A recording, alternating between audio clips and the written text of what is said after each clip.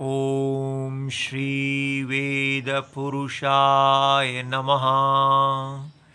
नमस्कार। Class number 99 आरंभ किया जाता है श्री मद्भगवद गीता जी और शंकराचार्य जी के भाष्य के अनुसार। ओम श्री सीतारामचंद्राभ्यां नमः। नमो गुरुभ्यः।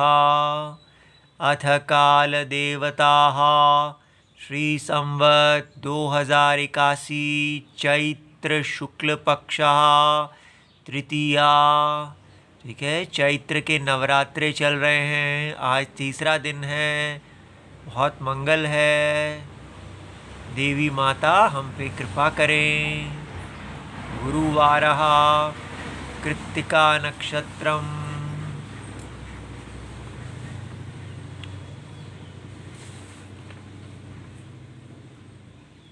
उत्तरायणम वसंत ऋतुः।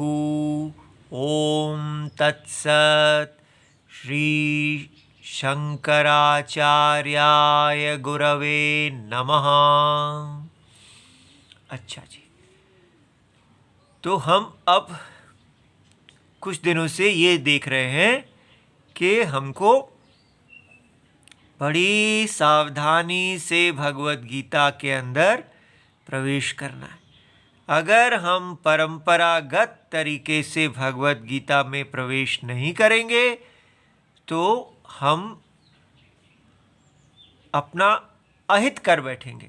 वही भगवत गीता जो हमारे लिए परम कल्याणकारी होनी चाहिए, वो हमारे लिए पतन का हेतु बन जाएगी, हमें धर्म से गिराने वाली बन जाएगी। इसलिए हम जल्दी ना करें और भगवती माँ जगदम्बा भगवत गीता जो हैं उनको प्रणाम करें और उनसे कहें, हे भगवती माँ, हमको आप सरस्वती हैं, हमारी मार्गदर्शन कीजिए। हम आपकी शरण में आए हैं, हम मार्ग पतित ना हो।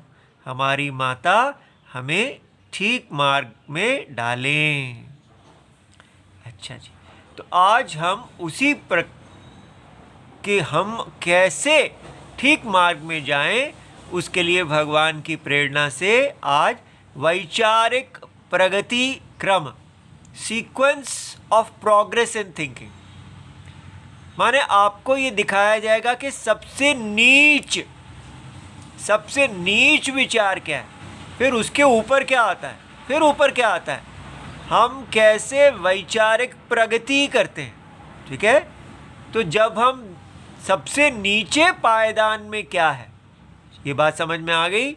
जब हम विचार की सीढ़ी को ऊपर चढ़ते हैं तो सबसे नीचे वाली जो चीज़ है वो क्या है, तो उसको बनाने के लिए अब हम ये देखिए, ये क्रम बनाया गया है। तो सबसे नीचे से शुरू करते हैं। ये है सबसे नीचे की स्थान। तो जब व्यक्ति आरंभ करता है अपना जीवन, तो वो क्या देखता है, वो सोचता है मेरे लिए प्रिय क्या है और अप्रिय क्या है। तो इसको बोलते हैं प्रिय अप्रिय विवेक, इष्ट अनिष्ट विवेक, लाइक डिसलाइक डिस्क्रिमिनेशन। ठीक है, तो हम बस यही जानते हैं, I like it, I don't like it, ये मुझे पसंद है, ये मुझे नहीं पसंद है।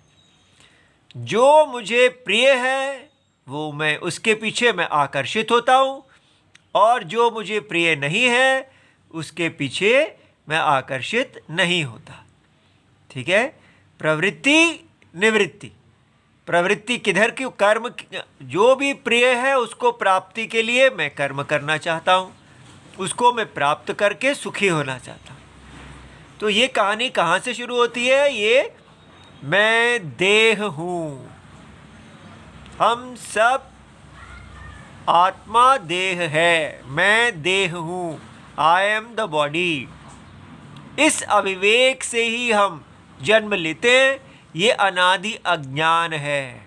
क्यों है ऐसा? ये अनादि अज्ञान है, इसका कोई आदि नहीं है। हमें अपने स्वरूप का ज्ञान नहीं है। तो हम अज्ञान में ही जन्म लेते हैं, और जब हम अज्ञान में जन्म लेते हैं तो हमारा बस यही रहता है कि जो मुझे प्रिय है वो मुझे प्राप्त हो जाए तो मेरी देह तृप्त हो जाएगी। देह तृप्ति ही मेरी तृप्ति है, मन की तृप्ति, मनोरंजन ही मेरी मनोरंजन है। बौद्धिक, मेरी बुद्धि को मज़ा आ गया तो वो बौद्धिक मनोरंजन है। इस प्रकार हम केवल अपना रंजन, अपना तर्पण अपना करना के लिए जीते हैं, और इसी को ही हम प्रगति समझते हैं कि जितना अधिक मेरे पास मनोरंजन के साधन आ जाएंगे उतना अधिक मैं प्रगतिशील हो जाऊंगा। ठीक है, तो ये जो है आजकल हमारा भारत यहाँ पर है। आप सोचते होंगे ये क्या बात है, सबसे नीचे पायदान पे आप हमारे भारत को रख रहे हैं। जी हाँ, भारत जो है वो, उसमें धर्म अधर्म का निश्चय कैसे किया जाता है। तो भारत कहता है कि जो चीज़ हमारे सारे देश के वासियों के लिए प्रिय है तो हम उन सबको अपने प्रिय प्राप्ति का अवसर देना चाहते हैं। हमारे देश में सबको अपना अपना प्रिय प्राप्त करने की पूरी वहाँ उनको अवसर प्राप्त होना चाहिए, और यही न्याय है। अगर वो कोई ऐसा व्यक्ति है जो अपने प्रिय को नहीं प्राप्त कर सकता, वो अन्याय है। इसलिए कोई भी हो, चाहे वो गरीब है, अमीर है, स्त्री है, पुरुष है, बच्चा है, ठीक है, कौन सी जाति का है, क्या है, वो सब कुछ नहीं, हम सब एक हैं। क्या हमारे में एकता है? हमको प्रिय की प्राप्ति चाहिए और अप्रिय की निवृत्ति चाहिए। सब लोग इष्ट की प्राप्ति, I like it, what I like I want, what I dislike I don't want, बस। इसलिए भारत देश वो देश है, महान देश, जहाँ पर सबको अपनी लाइक एंड डिसलाइक, एक मानदंड जो हम अपना संविधान बनाएंगे, एक रेस, सब लोग उसमें, भारत के लोग अपनी अपनी इच्छा को पूरा करेंगे, लेकिन सबके लिए एक समान नीति होगी। उस रेस में सब दौड़ सकते हैं, सबको हम समान देखते हैं, सब अपने लाइक एंड डिसलाइक, प्रिय अप्रिय की प्राप्ति की दौड़ में जो है उसकी योग्यता प्राप्त करो, विद्या प्राप्त करो, धन प्राप्त करो, स्वस्थ बनो, खाओ पियो, और पूरा जीवन में अपनी लाइक एंड डिसलाइक के पीछे जियो। ये हमारा भारत समझता है ये धर्म है। ठीक है, तो ये जो हमें ऐसा नहीं होना चाहिए था। पूरा विश्व अगर ऐसा समझे तो कोई बात नहीं, क्योंकि वो वैदिक भूमि नहीं है, उनके पास कोई परंपरा नहीं है वेद की, उनके पास वेद चक्षु नहीं है। लेकिन भारत भी अगर ऐसा सोचता है तो ये बहुत ही दुख की बात है, ये पतन है। पूरा विश्व अगर ऐसा सोचता है तो उनके लिए पतन नहीं है, क्योंकि उनको भारत ने वेद चक्षु देने थे। लेकिन अगर भारत भी ऐसा ही सोचता है कि जीवन का उद्देश्य है अपनी प्रिय और अप्रिय को पूरा करना, तो फिर ये बहुत ही दुख की बात है। क्यों? आप ऐसा क्यों कहते हैं? भाई, जो हमको अच्छा लगता है वही नहीं प्रिय, तो दूसरे के जो दूसरे को अच्छा लगता है वो हम क्यों करें? हमको जो अच्छा लगता है वो हम करेंगे, जो दूसरे को अच्छा लगता है वो करें। हमको कोई दूसरा अपनी इच्छाएं हमारे ऊपर क्यों डाले, हम क्यों दबें? ठीक है, इसलिए हम किसी की इच्छाओं के अधीन नहीं हैं, हम अपनी इच्छाओं के अधीन हैं। ऐसा हम आजकल ये सुनने को मिलता है, और यही ठीक लगता है भाई, कि कोई दूसरा हमारी अपनी इच्छाएं हमारे ऊपर क्यों डाले। हम सब अपनी अपनी इच्छा करने में स्वतंत्र होने चाहिए।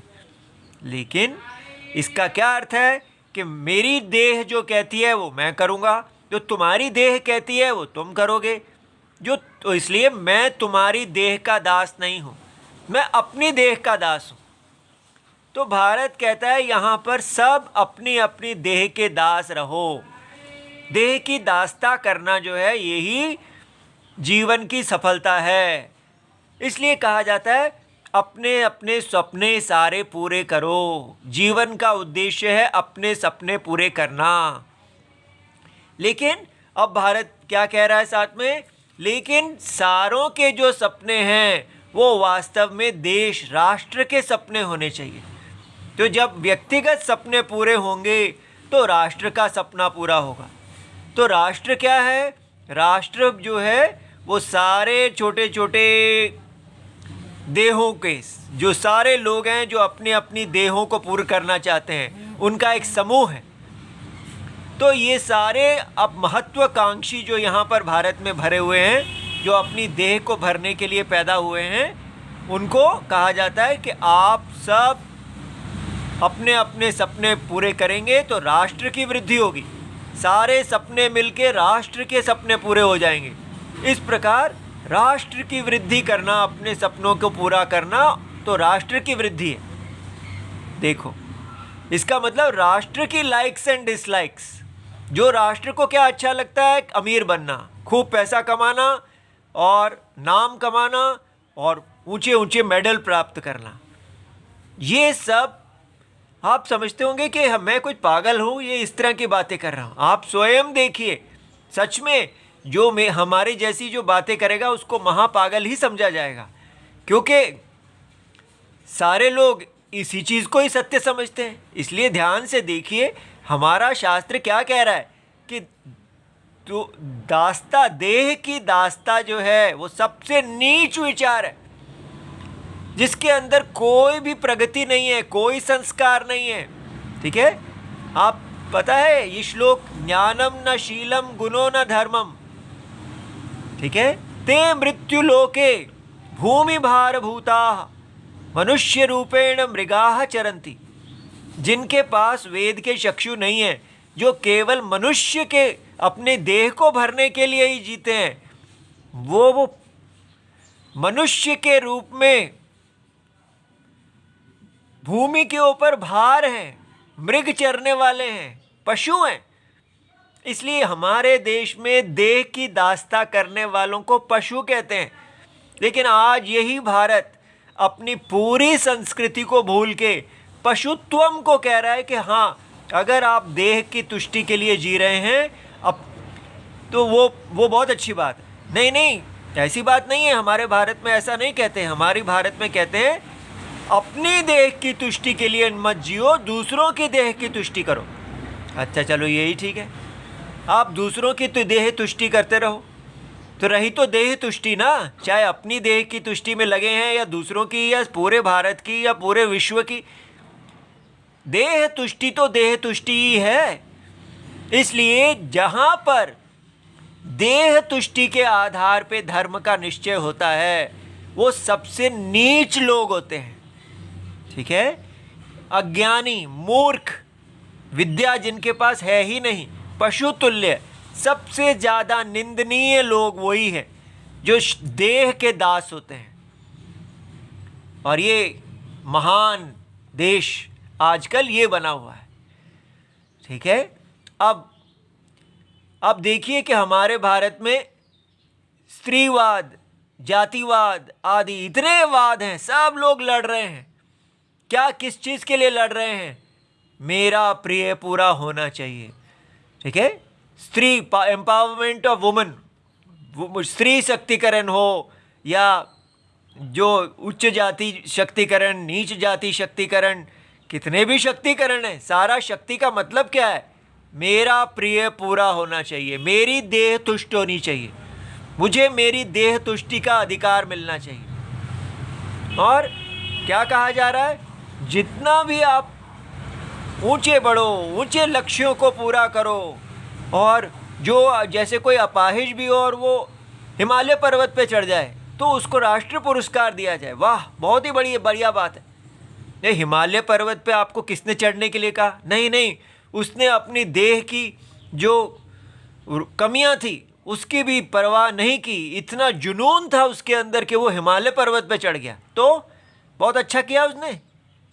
जितने जुनून से आप पागल, जुनून माने पागलपन, अपनी शरीर की जो सीमाओं हैं उनको तोड़ तोड़ के आप जितना पागलपन करो, उतना ही हमारे देश में उसको महान माना जाता है।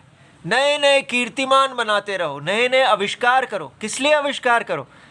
ताकि सारे लोग ज़्यादा खाएं, ज़्यादा लोग आराम से रहें, ईज़ ऑफ लिविंग हो। तो जीवन का उद्देश्य क्या है?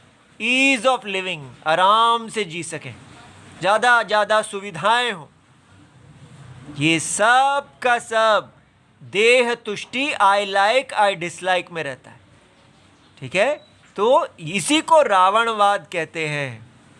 इसलिए मेरा भाई, ये अगर हम लेके बैठे हुए हैं और हम भगवत गीता पढ़ते जा रहे हैं, तो भगवत गीता को भी हम इसी के लिए प्रयोग करेंगे। हम सोच रहे हैं कि हम तो बड़े राम भक्त हैं, ये तो देश राम जी का भक्त है। राम जी का भक्त क्यों है? क्योंकि हम राम जी के पास भी इसलिए जाते हैं, भगवान आई लाइक दिस, मेरे को ये दो, मेरी इच्छाएं हैं वो पूरी करो। राम जी हमारी इच्छाएं पूरी करने का साधन बैठे हुए हैं, इसलिए हम उनके लिए बड़े बड़े मंदिर बना रहे हैं। वो क्यों? टूरिज़्म प्रमोशन के लिए। उससे भी इकोनॉमी बढ़ती है। हर चीज़ जो है वो अंततः घत्वा इसी पे आ जाती है कि हमारा पैसा बढ़ेगा, हमारी इच्छाएं मौज मस्ती बढ़ेगी और हम ज़्यादा मज़े से जिएंगे। ये हमारी प्रगति है। भारत जो है वो अपने वेद शास्त्र को से पूरी तरह कटा हुआ है और अपनी इतनी पीठ ठोक रहा, बल्कि सारे विश्व को ज्ञान देना चाहता है। भारत कहता है कि हमको विश्व गुरु बनना है। ये क्यों बनना है आपको विश्व गुरु? नहीं, हम पहले विश्व गुरु थे और अब हमको फिर से विश्व गुरु बनना है। विश्व गुरु आत्मा है, अंतरात्मा भगवान विश्व गुरु हैं, वो हमारा मार्गदर्शन करते हैं। भगवत गीता ये बताती है कि भगवान कृष्ण जी विश्व गुरु हैं और अर्जुन उनके अधीन है। भगवान कृष्ण जी सारथी हैं। जगत की आत्मा हमारी गुरु होनी चाहिए, लेकिन हम अपने देह को अपना गुरु बना के बैठे हैं। हमारे गुरु कौन है? हमारी देह, हमारी बुद्धि, हमारा मन, जो सब हमारे राग द्वेषों से भरा पड़ा है, उसको, देह को हम अपना गुरु बना के बैठे हैं और हम चाहते हैं कि हम विश्व के गुरु बन जाएं। और हम विश्व गुरु बनने के लिए दुनिया को क्या बता रहे हैं? कि हमारी बड़ी संस्कृति है और उसमें कहा गया है कि वसुधैव कुटुंबकम।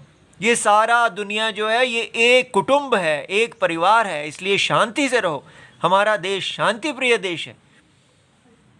किसका कुटुंब है हमारा? सारी दुनिया रावण का कुटुंब है।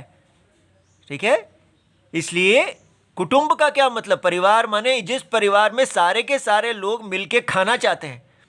सारे रावण पैदा हुए तो सारा विश्व रावण का परिवार है। ये है हमारी संस्कृति। हमारी संस्कृति है कि ये सारा जगत जो है ये आत्मा, परमात्मा का ही अभिव्यक्ति है। परमात्मा देही जो है वो सारे इस विश्व में नर नारियों के रूप में है। परमात्मा अपनी माया, अविद्या के कारण, माया के कारण वो जगत के कारण दिखते हैं। ये पूरा जगत माया है। वो सारा कुछ भूल के हम बस ये बताने चले हैं कि नहीं, हाँ, सारा विश्व कुटुंबकम है और इसलिए शांति से खाओ, लड़ के ना खाओ, शांति से खाओ। ये हमारे भारत का संदेश है। इस समय भारत जो है वो,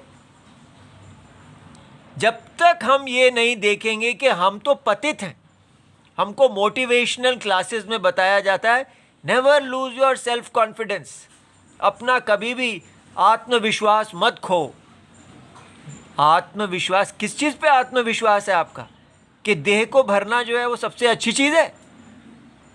हमारे भारत में शास्त्र ये कहते हैं कि जब आप हार जाते हैं, हार मानते हैं, अर्जुन अपना आत्मविश्वास खोए, जब उन्होंने हार मानी कि मेरे से धर्म का निर्णय नहीं हो रहा है, वो बैठ गए। इतने बड़े धनुर्धर थे और धनुर्धर नहीं उठा पाए और भगवान कृष्ण से कहा कि मैं आपका शिष्य हूँ, शिष्यस्तेहम शाधि माम त्वाम प्रपन्नम, पूरी तरह आपके आगे नत होता हूँ, मुझे मार्गदर्शन कीजिए। ऐसी स्थिति जब आती है तब व्यक्ति, हारने वाला व्यक्ति जो है वो भगवान की शरण लेता है। लेकिन हमारा भारत तो यहाँ सिखाया जा रहा है कभी हार नहीं मारना, जीवन में आगे ही बढ़ते रहना। हमेशा पॉजिटिव रहो। क्या अजीब उल्टा डायरेक्शन में सब लोग जा रहे हैं। पूरा विश्व ऐसी बातें करता तो ठीक है, उनके पास तो है ही नहीं कुछ, लेकिन हमारे पास तो ये इतने पुण्य से हम इस भूमि में पैदा हुए। किस लिए पैदा हुए? यूनाइटेड नेशंस से सीख लेने के लिए? अजीब हम लोग बन गए।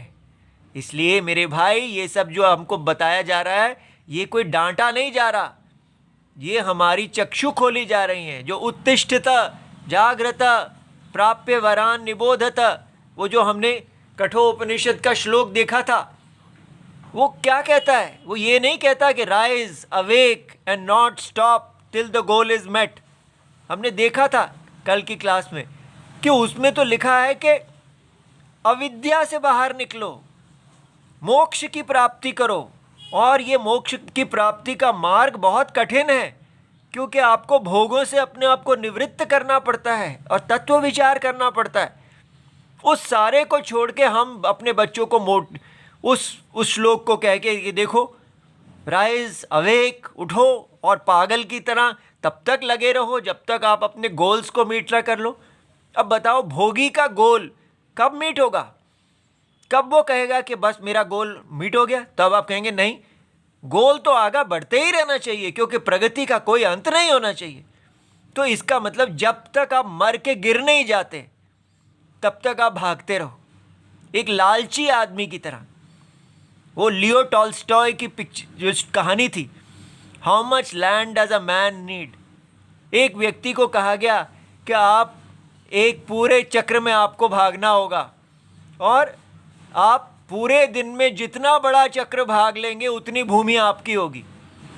और उसने कहा ये तो बहुत अच्छी बात है, और वो भाई भागने लगे, और जितना वो भागते थे और वो फिर कहते थे मैं और बड़ा चक्र कर लूँ, और बड़ा चक्र कर लूँ, क्योंकि वो, लेकिन ये था कि अगर आप वहाँ जहाँ से शुरू हुए वहाँ तक नहीं पहुँच पाए तो आपको कुछ प्राप्ति नहीं होगी। तो जब वो इतना बड़ा चक्र उसने भाग लिया तो उसको पता लगा, अरे मैंने बहुत समय कर लिया है, अब मुझे वापस आना चाहिए। और वो इतनी तेज़ी से भागे, इतनी तेज़ी से भागे कि उनको वापस उस पॉइंट तक पहुंचना था, लेकिन लोभ के कारण वो आधे रास्ते में ही गिर गए।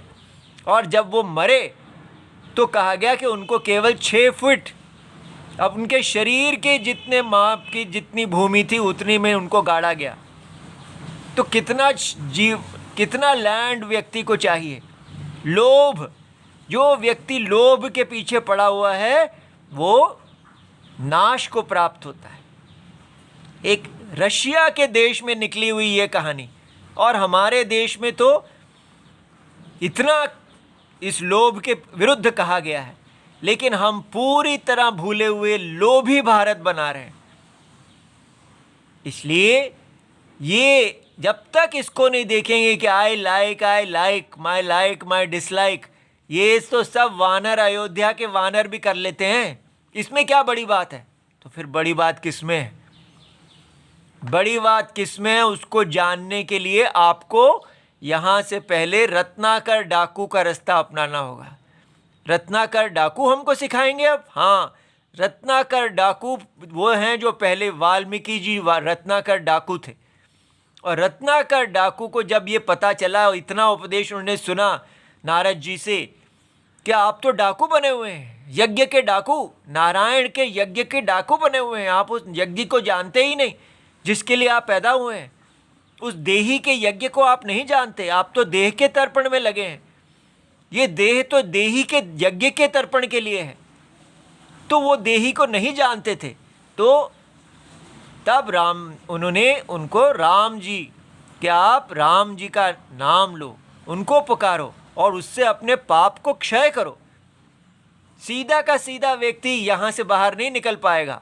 ये पाप का जो जीवन हम जी रहे हैं ये हमको पतित कर देता है धर्म से, और धर्म से ऊपर उठने के लिए पतित अवस्था से, तो पतित पावन सीताराम, अपने आप को पावन करने के लिए ये एक मार्ग है कि आप अंदर से रो और भगवान से कहो कि भगवान मैं पतित हो गया हूँ।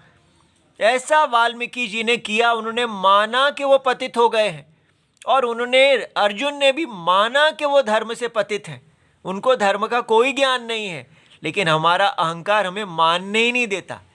हम क्या सोचते हैं कि हम तो साक्षात भगवान राम जी के अवतार हैं। सिर्फ आप ही नहीं, हम खुद ऐसा सोचते थे पहले, और नालायक की तरह ऐसे भगवत गीता पढ़ रहे थे। कॉलेज से निकले और बस सोच लिया कि हाँ हम तो बड़े उस्ताद हैं, और धक्के खाए जब कुछ भी नहीं मिला। ठीक है, और अंदर अंदर काम बस बढ़ता ही रहा, अहंकार बढ़ता रहा। तब जब समझ में आया कि ये क्या कर लिया, अपने आप को और ही नालायक बना लिया, और यो तो भाग्य था कि राम जी की शरण मिली और समझ में आया कि ये तरीका नहीं है। इसलिए आपको ठीक सबसे वो अच्छा मार्ग बता रहे हैं जो यहाँ कहीं धोखा नहीं होगा, जो हमारा शास्त्रीय मार्ग है, कि जब हमको पता चले कि हम धर्म से पतित हो गए हैं तो हमको राम जी की शरण लेनी चाहिए, और ये शरण कभी धोखा नहीं देगी। ये तो पक्का है, क्योंकि राम जी कोई और गॉड नहीं है। राम जी हमारी अंतरात्मा है। हमारी अंतरात्मा हमारे से सबसे अधिक प्यार हम अंतरात्मा से ही करते हैं, और अंतरात्मा हमसे प्यार करती है। ये लव रिलेशनशिप जो है, इसमें कोई भी ऐसा नहीं है कि पता नहीं हम मेरा प्यार स्वीकार होगा कि नहीं। एक गर्लफ्रेंड को आप 100 साल भी फूल देते रहे हो, पता नहीं सुनेगी या नहीं सुनेगी। लेकिन ये जो अंदर गर्लफ्रेंड बैठी है, अंदर राम जी बैठे हैं, सीता जी बैठे हैं, इनको जो एक भी प्यार से पुष्प दिया हुआ वो हमें तार देता है जन्म से। इसलिए अंतरात्मा से जो संबंध है, वो संबंध हमको रत्नाकर डाकू से वाल्मीकि बनाता है। और वाल्मीकि बनने का क्या अर्थ है कि हम पतित से पावन होके धर्म में आते हैं। तब हमारा दूसरा लेवल ऑफ थिंकिंग शुरू होता है, धर्म अधर्म विवेक, कि हम जान पाते हैं कि वेदोक्त धर्म क्या है। और वो धर्म जो है वो प्रिय और अप्रिय, देह की प्रिय अप्रिय पे आश्रित नहीं है, वो आत्मा के प्रिय अप्रिय पे आश्रित है। प्लीज समझिए, देह की प्रिय और अप्रिय घोड़ा है, घोड़े की प्रिय अप्रिय, और आत्मा की प्रिय अप्रिय है घुड़सवार का प्रिय अप्रिय। घोड़े को घुड़सवार की आज्ञा के अनुसार चलना चाहिए, और अभी हम घोड़े की आज्ञा के अनुसार चल रहे हैं। हम सोच रहे हैं जो घोड़ा कहेगा वही मेरा मर्जी है। अरे ये घोड़ा तो हमारा साधन है, हम स्वामी हैं। इसलिए भगवत गीता आके हमें बताती है कि ये धर्म अधर्म विवेक जो है, ये देह देही विवेक। अगर आप देह और देही के विवेक को समझेंगे तभी आप धर्म अधर्म के विवेक को समझ सकेंगे। आप देह नहीं हैं, आप देही हैं, और ये देही जो है ये नित्य है। इसीलिए भगवान ने हमें नित्य अनित्य विवेक बताया। ठीक है, और जब आप नित्य अनित्य विवेक को समझेंगे तब हमें पता चलता है कि ये सारा का सारा अनित्य, देह, इंद्रियां, इंद्रियों के विषय, उसके भोग, उनसे मिलने वाले सुख सब अनित्य हैं। इसलिए इनके लिए क्या मरना, इनके लिए क्या लड़ना, तो फिर किसके लिए जीना चाहिए? इस नित्य देही के लिए। ये परमात्मा है। ठीक है, ये परमात्मा की जो आज्ञा है वो धर्म है।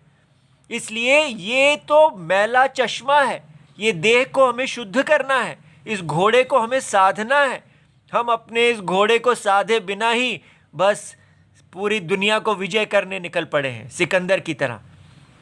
ठीक है, इसलिए पहला जीवन का पड़ाव होना चाहिए ब्रह्मचर्य व्रत, वेदचर्य व्रत। इस नित्य देही के अनुकूल बनाना इस देह को, वो हमारे भारत ने छोड़ ही दिया। पहले हरे राम हरे राम हरे राम, राम जी के गुरुकुल में जाना, सीता राम जी के गुरुकुल में हम सबको जाना चाहिए, उनको अपना गुरु मानना चाहिए। अंतरात्मा, मैं आपका शिष्य हूँ, मैं आपका ब्रह्मचारी हूँ, ब्रह्मचारिणी हूँ, मुझे आप बताइए मुझे क्या करना है, मुझे आप शरण दीजिए। इस प्रकार भगवान के से शरण लेके देही के अधीन होना, उनकी आज्ञा का पालन करना, आज्ञा पालन करना व्रत जो है वो धर्म होता है। और हम वो सारा कुछ छोड़ के बेशर्म की तरह बस केवल मेरी लाइक मेरी डिसलाइक करते हुए दुनिया जैसे कर रही है वही करते जा रहे हैं।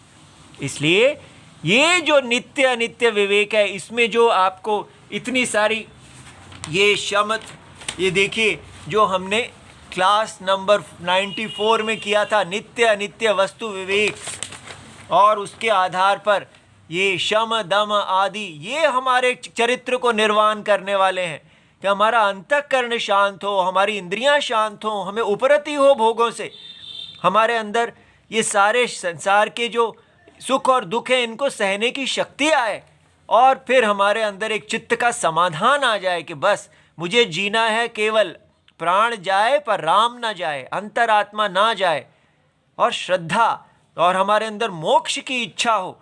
ये सब हमारा आएगा नित्य अनित्य विवेक से, और तब हम पहुंचते हैं सत्य असत्य विवेक की तरफ। ये है सबसे श्रेष्ठ विवेक जो आपको मुक्ति देता है। और अब जो अगला श्लोक आने वाला है वो ये है। अब बताइए हम क्या इसको शुरू करें? ठीक है, इस पे सबसे श्रेष्ठ लोग पहुंचते हैं, जिनका चित्त शुद्ध हो जाता है, वो इसके लिए है। तो अगली बार से कोशिश करेंगे। देख लीजिए क्या क्रम है, पहले प्रिय अप्रिय विवेक, धर्म अधर्म विवेक, नित्य अनित्य विवेक, और फिर सत्य असत्य विवेक, कि ये जगत सत्य है या मिथ्या है। ये वही जान पाएगा जिसके पास नित्य अनित्यता है, जो नित्य में स्थित होके सारे अनित्य के प्रति वैराग्य पाता है। ठीक है, तो बाकी कल देखेंगे। ओम नमो भगवते वासुदेवाय। जय जय सीताराम। प्रणाम।